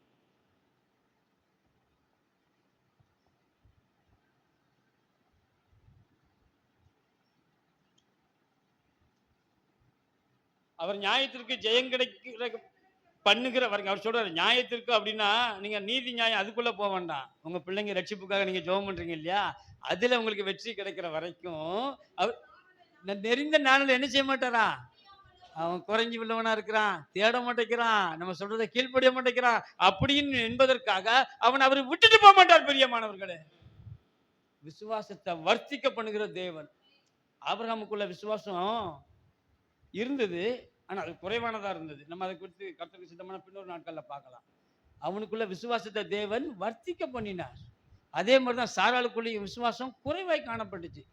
அது ஆண்டவர் வர்த்திக்க பண்ண, அதை பெருக பண்ணி விசுவாசத்தில் அவங்கள வல்லவர்களா மாற்றி, ஆமா அதுக்கப்புறம் விசுவாசத்துக்கு அவன் தகப்பனாய், விசுவாசிகளுக்கு அவன் தகப்பனாய் தேவன் மாற்றினார். அவரு இந்த நியாயத்திற்கு ஜெயம் கிடைக்கிற பண்ணுகிற வரைக்கும், அந்த நியாயம்னா நீங்க நீதி நியாயத்துக்குள்ள போயிட வேண்டாம். அது ஒரு பக்கம் எழுத்தின்படியா இருந்தாலும், நீங்க தேடுகிற நியாயம் பிரியமானவர்களே, நீங்க தேடுகிற அந்த நன்மைக்கு ஜெயம் கிடைக்கிற வரைக்கும், வெற்றி கிடைக்கிற வரைக்கும், ஆமா நீங்க அந்த காரியத்தை சுதந்திரிக்கிற வரைக்கும் உங்க பிள்ளைகளுடைய வாழ்வுக்காய் ஆண்டவர் சொல்றாரு. நெறிந்த நனல் அவர் என்ன செய்ய மாட்டாரா?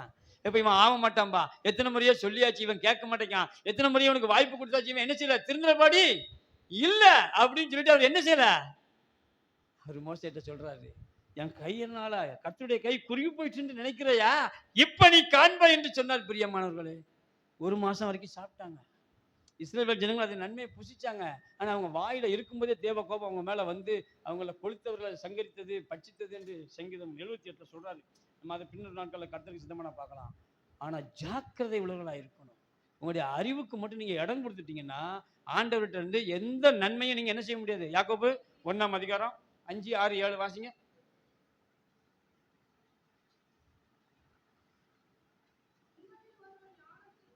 ஆமா, அது ஞானத்தில் குறைவுள்ளவனாய், பிரதானமான ஞானம். அதனால அவர் ஞானத்தை சொல்லிட்டாரு. நீங்க ஒருவேளை உங்களுடைய என்ன தேவை குறைவு இருக்குதோ அதை நீங்க குறைவுள்ளவர்களா இருந்தா, விசுவாசத்துல உங்களுக்கு குறைவு காணப்பட்டா, பொறுமையில குறைவு காணப்பட்டா, மன்னிக்கிற சுபாவத்துல உங்களுக்கு அது குறைவு காணப்பட்டா, தயவு காட்டுறதுல குறைவு மன்னிக்கணுங்க. ஆனா கிறிஸ்தவ சமுதாயத்தில் இப்ப என்னது இல்ல மன்னிக்கிற தன்மை. எபேசியர் 4 அதிகாரம் கடைசி வசனம் வாசிங்க. 29 என்று நினைக்கிறேன். 29 32 இருக்கும். ஒருவருக்கு ஒரு முந்தின வசனம் வாசிங்க. முந்தின வசனம், அதுக்கு முந்தின வசனம். கசப்பும் கோபமும் மூர்க்கமும் கூக்குரலும் தூஷணமும் எந்த துர்க்குணமும் நம்ம என்ன செய்யக்கூடாது. நீங்க கடவுதுன்னு சொல்லிட்டு இது நீங்கின பின்பு கூட நீங்க என்ன செய்யணுமா, ஒருவருக்கு ஒருவர் தயவாய் கிறிஸ்து உங்களுக்கு மன்னித்தது போல நீங்களும். ஆனா எனக்கு மட்டும் மன்னிப்பு வேணும். நான் செஞ்ச பாவம் இருக்கு இல்லையா, நான் செஞ்ச ஆக்கினை மீறுதல் இருக்கு, ஆனா அது எனக்கு தெரியும். ஆனா எனக்கு அவர் மன்னிக்கணும். ஆனா நான் யாரையும் என்ன செய்ய மாட்டேன். இதுக்கு பேர் கிறிஸ்தவ உலகமா? அன்பு பிரதானமானது பிரியமானவர்களே. அன்பு குறித்து ஒரு நாள் பெரிய சப்ஜெக்ட் பார்க்கணும். அன்பு தான் பிரதானமானது. அது ஆவியின் பிரமாணத்துல வந்துடும். பாருங்களேன், அவர் சொல்றாரு தயவாய் மன்னிங்கிறாரு. உங்களுக்கு கிறிஸ்து மன்னித்தது போல. அதுக்கு ஒரு ஒரு எக்ஸாம்பிள் சொல்றாரு. நான் ஒன்ன மன்னிச்சிட்டேன் இல்லையா, நீங்க திரும்பி பாருங்க, கண்ணை மூடி உங்களுடைய கடந்த கால வாழ்க்கைய பிறந்து உங்களுக்கு வயது வந்து அந்த வயசுல இருந்து இன்னைக்கு வரைக்கும் நம்ம செய்த பாவங்கள் எல்லாம் நீங்க எண்ணி பாருங்களேன். ஆண்டவர் சொல்றாரு அது எவ்வளவு தூரமா இருந்தாலும், மேற்குக்கும் கிழக்குக்கும் எவ்வளவு தூரமோ அவ்வளவு தூரம் நம்முடைய பாவங்களை நம்மளை விட்டு என்ன செஞ்சிட்டாரா, விளக்கிட்டேங்கிறாரு. சமுத்திரத்தினுடைய ஆழத்துல போட்டுங்கிறாரு. மீகால சொல்றாரு 7 அதிகாரத்துல, மீறுதல்களை பொறுக்கிறதுல அவருக்கு ஒப்பான தேவன் இந்த பூமியிலே இல்லை பிரியமானவர்களே. அப்பேற்பட்ட தேவனை நம்ம பெற்றுட்டு நம்ம மன்னிக்கலன்னா அவர் நியாயத்திற்கு ஜெயம் கிடைக்கிற வரைக்கும் நெறிந்த நாள் என்ன செய்ய மாட்டாரா, முறிக்க மாட்டார். மங்கி அருகில் தெரிய அவர் என்ன செய்ய மாட்டார். சிப்போ இனிமே வேண்டாம், நீ உதவக்கிற, நீ அழிஞ்சு போயிடுவா, நீ வேண்டான்னு சொல்ல மாட்டாரு. ஆனா அதுக்கான ஏற்ற காலம் வரும். ஏசாவை போல மனம் மாறுதலை தேடி கண்டடையாத அளவுக்கு அக்கிரம அளவை நிரப்பும் பொழுது ஒருவேளை ஆண்டவர் நம்மளை தண்டிக்கிற இடத்துக்கு நம்ம என்ன செஞ்சிடக்கூடாது. அவன் சொல்றான், யோபு எலிகு சொல்றான், நீர் தளர்ந்த கைகளை வாசிங்க. யோபு 4 அதிகாரம் 5 வசனம். இதோ நீர் அநேகருக்கு புத்தி சொல்லி இளைத்த கைகளை திடப்படுத்தினீர், விழுகிறவனை உடைய வார்த்தைகளாலே நிற்க பண்ணி தள்ளாடுகிற முழங்கால்களை பலப்படுத்தினீர். யோபு 4 அதிகாரமா 5 அதிகாரமா? 4 வாசிங்க. இதோ நீர் அநேகருக்கு புத்தி சொல்லி எடுக்கலையா? எத்தனாம் அதிகாரம்? 4 அதிகாரம் 3 வசனம். இதோ நீர் அநேகருக்கு புத்தி சொல்லி. ஆமா, நீங்க வாய் பேசும்போது மற்றவங்களுடைய வாழ்க்கையில் உள்ள பிரச்சனைக்கு சொல்லும் போது பயப்படாத, அதெல்லாம் என்ன வரும் போகும் பார்த்துக்கலாம், நீ ஆண்டவரை நம்பு, சொல்றது எல்லாம் நல்லா இருக்கும். மற்றவங்களுக்கு பிரசங்கிக்கும் போது ரொம்ப அப்படியே எங்க ஊர்ல வக்கனையா பேசுவான்பாங்க. மற்றவங்களுக்கு புத்தி சொல்றதுல மட்டும் என்ன இருக்காது, ஆனா நமக்கு வரும்போதா நான் அதெல்லாம் கடந்து வந்திருக்கேன் பிரியமானவர்களே. என்னுடைய சொந்த ஊர் தூத்துக்குடி மாவட்டம். ஆமா, நான் 11 பேர் என்னோட கூட பிறந்தவங்க. ஒரு அலையிலேயே சொல்லுங்களா, பெரிய குடும்பம். எங்க அம்மா 11 பேர், அதுல 11 பேரும் நல்லா கிறிஸ்துவுக்குள்ள ஆசீர்வாதமா இருக்கிறோம். ஆமா, நாங்க இங்க சென்னையில ஒரு 3 பேர் இருக்கிறோம். மீதி எல்லாம் ஊர்ல இருக்கிறாங்க, ஒரு அக்கா பெங்களூர்ல இருக்கிறாங்க. ஏன் இதை சொல்ல வர்றேன்னா, எங்க அப்பா எங்களை வந்து அவ்வளோ நேர்த்தியா வளர்த்தாங்க. நம்ம ஐயா சொன்ன மாதிரி சரியான நேரத்துக்கு வரணும் சர்ச்சுக்கு. எங்கள் அப்பாவுக்கெல்லாம், என் பையனுக்கும் அதில் ரொம்ப இன்ட்ரெஸ்ட்டு. ஆனால் நாங்கள் இன்னைக்கு கொஞ்சம் தாமதம் வரும்போது ஒரு இடத்துல நிப்பாட்டி நாங்கள் வந்து ஃபாஸ்டிங் ப்ரேயரில் ஒரு டீ சாப்பிட்டு வந்தோம். அதனால கொஞ்சம் தாமதம். மற்றபடி சீக்கிரமாக வரணும், சரியான நேரத்துக்கு வரணும். அதெல்லாம் ஆசீர்வாதம். உங்களுடைய கணக்கில் எழுதுவார். என் கண்ணீரை உங்களுடைய கணக்கில் வச்சிருக்கேன்னு சொல்கிறாங்க இல்லையா, கண்ணீரையே வைக்கிறவர் நம்ம வர்றது போகிறதெல்லாம் என்ன செய்வார், அதெல்லாம் நீங்கள் ஆண்டவரை கனப்படுத்துவதற்கு சமம். வராமலே இருக்கிறதுக்கு வரணும். தாமதமாவது என்ன செஞ்சிடணும். ஆனா அதை சொல்லிட்டாங்களே, ஆனா நம்ம லேட்டா கூட என்ன செஞ்சிருவோம். அதாவது தாமதமா வருவதற்கு ஏற்ற முகாந்திரம் இருந்தா தான் நம்ம தாமதமா வரணும். ஆனா சீக்கிரமாய் வரக்கூடிய தருணம் இருக்கும் பொழுது, சீக்கிரமாய் வருவதற்கு வாய்ப்பு இருக்கும்போது நம்ம சீக்கிரமா வராம என்ன செய்யக்கூடாது. இல்ல இல்ல, கண்டிப்பா சொல்லல. இது உங்களுக்கு ஒரு ஆலோசனையை நீங்க ஏற்றுக்கொள்ளுங்க. அது நல்லது. அது உங்களுக்கு மட்டுமல்ல, உங்களுடைய சந்ததி சந்ததிகளுக்கு ஆசீர்வாதம் பிரியமானவர்களே. ஆமா, வேதம் அப்படிதான் சொல்லுது. சங்கீதம் 103 17 18 வாசிங்க.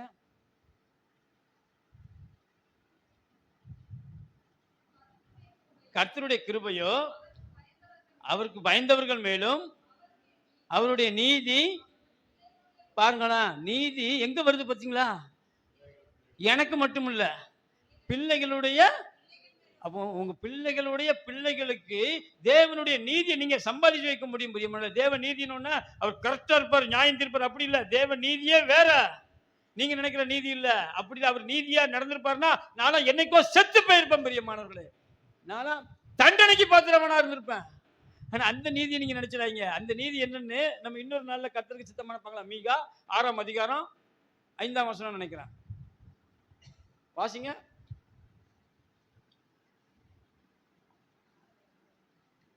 மீகா சித்திம் தொடங்கி கில்கால் மட்டும் எஞ்சனமே மோவாபின் ராஜாவாகிய, அவங்க 2 பேரும் திட்டம் போடுறாங்க. பாலாக்கும் பீலையாமும் சேர்ந்து திட்டம் போடுறாங்க.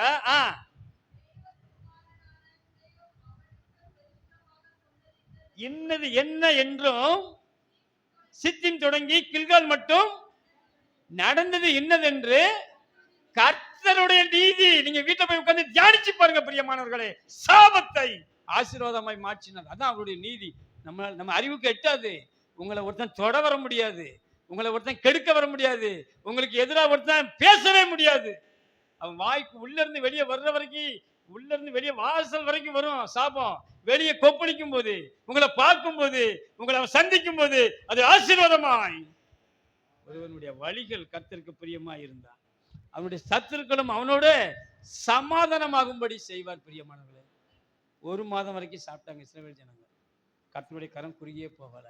கர்த்தரின் கை குறுகவில்லை, கர்த்தரின் வாக்கு மாறிடாதே. கர்த்தரின் கை குறுகவில்லை, கர்த்தரின் வாக்கு மாறிடாதே. சூத்தர்களா மாறிடவே சுதனருள் புரிந்தனரே. சூத்தர்களா மாறிடவே சுதனருள் புரிந்தனரே. இப்போ எந்த பிரச்சனையா இருந்தாலும் என்னால ஃபேஸ் பண்ண முடியும், என்னால எதிர்கொள்ள முடியும். அந்த இடத்துக்கு வந்துட்டீங்களா? நம்புறீங்களா? ஆடு மேய்ச்சிட்டு இருந்தான், ஒரு முறை சிங்கம் வந்துச்சு, ஒரு முறை கரடி வந்துச்சு. அவன் ஆண்டவருடைய பிள்ளை தானே, அவன் ஆண்டவரை துதிக்கிறான் தானே. அவனுக்கு ஏன் இந்த போராட்டம்? எப்பா, நான் தான் துதிச்சிட்டு இருக்கேன், ஆண்டவர் சர்ச்சைக்கு போறேன், நான் ஆண்டவருக்காக ஊழியத்துக்காக எல்லாத்தையும் தியாகம் பண்றேன், கொடுக்குறேன், நான் ஆண்டவரையே தேடுறேன், ஆண்டவரையே நம்பி இருக்கேன், எனக்கு ஏன் இந்த பிரச்சனை? சிங்கம் போல கரடி போல பிரச்சனை, ஏன் ஆண்டவரே அப்படின்னா சொல்றான். பழக்க வைக்கிறேன்னு சொல்லிட்டான், அவனே சொல்லிட்டான். இவன் இந்த சிங்கத்தையும் இந்த கரடியவும் அவன் எதிர்கொண்டான், அவன் அடிச்சான், தாடையை பிடிச்சு கிழிச்சான், அதனோட போராடினான், அதை ஜெயித்தான். ஆகையினாலதான் கோலியாத் வந்து நின்னா சவுல் பயப்பட்டான். நீங்க வீட்டுல போய் வாசிங்க 1 சாமுவேல் 17. சவுல் பயப்பட்டான். சவுலுக்கு ஒரு பெரிய போர்ப்படை தளபதி உண்டு, அவன் பேர் அப்னேர். அப்னேர் பயப்பட்டான். தாவீதுக்கு கூட பிறந்த அண்ணன் உண்டு, ஆமா, அவன் பயப்பட்டான். சம்மா, அவன் பேரு, அவனுக்கு 3-4 பேர் யுத்த காலத்துல நிக்கிறாங்க. ஆனா இந்த தாவீது போனா சிங்கத்தையும் இந்த கரடியையும் இவன் பார்த்ததுனால, இந்த பிரச்சனையை அவன் சந்திச்சதுனால, இந்த கோலியாத் அவனுக்கு ஒரு பொருட்டாவே தெரியல. பிரியமானவர்களே, இப்ப சொல்லுங்க, சிங்கமும் கரடியும் வரலன்னா அந்த அப்னேரே பயந்து நிற்கும் போது, தாவீது சவுலே பயந்து நிற்கும் போது, சவுலோட அண்ணமரெல்லாம் பயந்து தாவீதோட அண்ணமரெல்லாம் பயந்து நிற்கும் போது, இந்த தாவீது என்ன செஞ்சிருப்பான்? பயந்திருக்கணும் பிரியமானவர்களை. எழுத்தின்படி பார்த்தீங்கன்னா ஆண்டவர் அவனை ட்ரெயின் பண்ணார். என் கைகளை போருக்கும் என் விரல்களை யுத்தத்துக்கும் அவர் படிப்பிச்சார். ஆகினால அந்த கோலியாத்தை பார்த்து அவன் என்ன செய்யல, இவன் எம்மாத்திரம் என்று சொன்னான். பிரியமானவர்களே, நீங்க அப்படி சொல்லணும். இந்த பிரச்சனை எனக்கு எம்மாத்திரம் சொல்லுங்களா, எனக்கு எதிராக வருகிற சத்துருவே நீ பெருமை பாராட்டாதே, அவருடைய நீதியை நான் சுமப்பேங்க அம்மிகா. நம்ம சொல்லணும், கர்த்தர் என்னோடு இருக்கிறார், எனக்கு இது ஒரு பொருட்டே இல்லை, எல்லா பிரச்சனையும் தவிடு பொடியாயிரும். பிரியமானவர்களே, நீங்க விசுவாசிக்கணும். வேதம் சொல்கிறது, நீதிமானே விசுவாசத்தினால என்ன செய்ய முடியுமா? அப்படித்தானே வேதம் சொல்றது. வாசிங்க, எபிரேயர் 10ஆம் அதிகாரம் 38ஆம் வசனம்.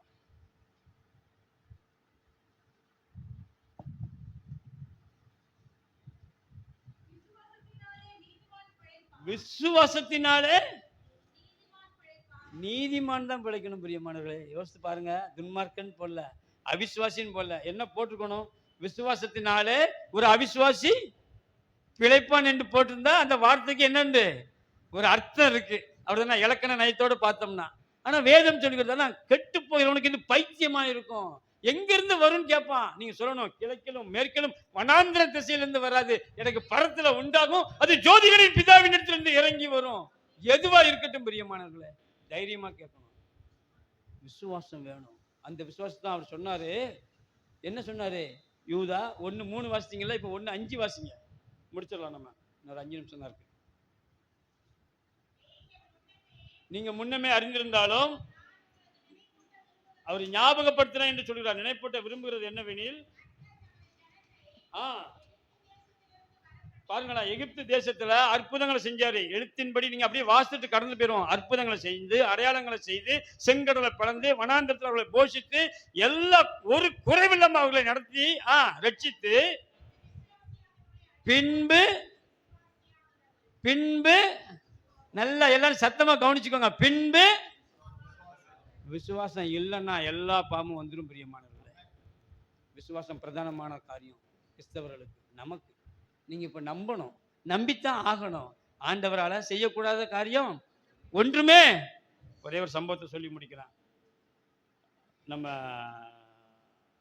எம்எல் ஜெபசிங் ஐயாவுடைய செய்தி குறிப்பில் உள்ள சம்பவம். நான் ஒரு முறை அதை கேட்டானால் நான் உங்களுக்கு பிரயோஜனமாக இருக்கும். ஒரு தகப்பனுக்கு தாய்க்கு ஒரு பையன் இருந்தான். அந்த பையன் வந்து ஸ்கூல் படிச்சுட்டு இருந்தான். அந்த அப்பா அம்மா படிப்பறிவு இல்லாதவங்க. நல்லா கொஞ்சம் கவனிக்க, முடிக்க போகிறேன், ஒரு 5 நிமிஷம் முடிச்சிடலாம். அப்போ அந்த பையனுக்கு வந்து நல்லா படிக்கிற பையன், ஒரு 9 வயது இருக்கும் என்று அவர் அதில் குறிப்பிட்டிருந்தார். அப்போ அந்த பையன் வந்து 9 மணிக்கு ஸ்கூல்னா 8:30 மணிக்கு என்ன செஞ்சிருவானா, நீட்டாக ட்ரெஸ் போட்டு ரெடி ஆகி தயாராகிடுவானா, சீக்கிரமாக பள்ளிக்கு கடந்து செல்வானா. அப்படி கடந்து போவானா, நல்லா படிக்கிற பையன். இப்படி ரொம்ப நாளாக நடந்துகிட்டே இருந்திருக்கு. அப்படி அவன் பள்ளிக்கு போகும்போது டெய்லி ஸ்கூலுக்கு போயிட்டு வீட்டுக்கு வந்துடுவான். உற்சாகமாக படிச்சிருக்கான், நல்லா படிக்கக்கூடிய பையன். அப்படிப்பட்ட காலகட்டத்தில் ஒரு நாள் அவன் ஸ்கூலுக்கு போகாமல் இருந்திருக்கான். இவங்க அப்பா அம்மாவுக்கு வந்து படிப்பறிவே கிடையாது, சுத்தமாக கிடையாது. அதனால் ஏதோ அவனுக்கு பள்ளி விடுமுறையாக இருக்கும் என்று கருதி அவங்க வேலையை பார்த்தாங்க. 2வது நாளும் அதே மாதிரி அவன் ஸ்கூலுக்கு போகாமல் வந்திருக்கான். ஏன்னா இன்றைக்கும் பள்ளி விடுமுறையா என்னன்னு தெரியலன்ட்டு போயிட்டாங்க. 3வது நாளும் அதே மாதிரி அவன் என்ன செஞ்சிருக்கான், வீட்டில் இருந்திருக்கிறான். அப்போ ஒருவேளை உனக்கு உடம்பு சரியில்லை என்னவோ தெரியலைன்ட்டு விட்டுட்டாங்க. ஒரு 4 நாள் 5 நாள் 7 நாள் அவன் ஸ்கூலுக்கு போகலன்னொன்னே அவங்க அப்பா அவனை கூப்பிட்டு கேட்டாராம், என்னப்பா மகனே, நீ ஸ்கூலுக்கு சீக்கிரமாக போவியே, நீ நல்ல ட்ரெஸ் எல்லாம் போட்டு நீ 8:30 மணிக்கு 9 மணிக்கு ஸ்கூல்னா 8:30 மணிக்கு நீ தயாராகிருவியே, நீ நல்லா படிப்பியே, நீ ஏன்பா ஸ்கூலுக்கு போகலை அப்படின்னு கேட்டாரான். அப்போ நான் அவன் சொன்னானா, அப்பாப்பா நான் வந்து ஸ்கூலுக்கு போவேன்ப்பா, நான் நல்லா படிப்பேன், நான் ட்ரெஸ் எல்லாம் சீக்கிரமாக போட்டுருவேன், நான் சீக்கிரமாகவே கிளம்பிடுவேன். ஆனால் நான் ஸ்கூலுக்கு போகிற வழியில் அந்த 4 முக்கு சந்தி இருக்குப்பா, ஸ்கூலுக்கு பக்கத்தில் அங்கே ஒரு ரவுடி பையன் இருக்கிறான். அவன் நான் போகும்போதெல்லாம் என்னை பிடிச்சி என்ன செய்கிறான், அடிக்கிறான். அவன் என்னை அடிக்கிறதுனால நான் பயந்து போய் அங்கே போகலப்பா ஸ்கூலுக்கு அப்படின்னு சொன்னானா.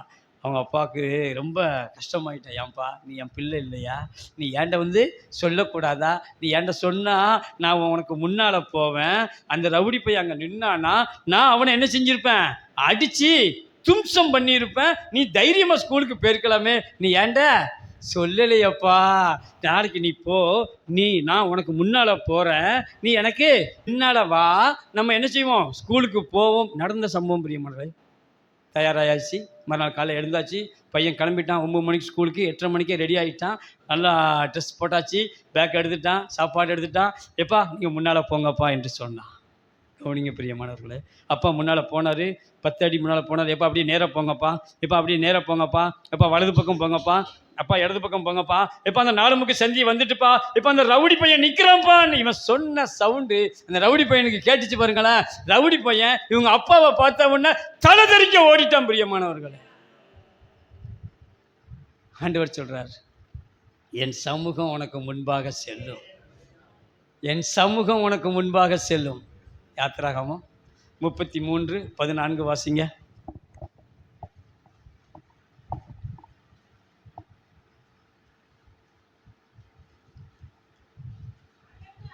அதற்கு அவர், எந்த பிரச்சனை இருக்கட்டும் பிரியமானவர்களே, எந்த போராட்டம் உங்கள் முன்னால் இருக்கட்டும், எந்த ரவுடி இருக்கட்டும், எந்த சண்டியன் இருக்கட்டும், எந்த பிசாசா இருக்கட்டும், எதுவாக இருக்கட்டும், நீங்கள் தைரியமாக இனிமேல் அறுதியிட்டு உறுதியாக சொல்லணும், அவருடைய சமூகம் எனக்கு முன்பாக செல்லும். எல்லா பிரச்சனையும் ஜெயிப்பதற்கு, பாவத்தை ஜெயிப்பதற்கு, உலகத்தை ஜெயிப்பதற்கு, சிற்றின்பத்தை ஜெயிப்பதற்கு, இந்த பூமியிலே உங்களால் ஜெயிக்க முடியாத பிசாசை ஜெயிப்பதற்கு அவருடைய சமூகம் உங்களுக்கு முன்பதாக இன்றிலிருந்து செல்லும் பிரியமானவர்களே. எல்லாரும் கண்களை மூடி சோத்திரம் பண்ணுவோம். தேவன் கொடுத்த நல்ல வார்த்தைக்காய் எல்லாரும் சோத்திரம் பண்ணுவோம். சோத்ரா சோத்ரா சோத்ரா.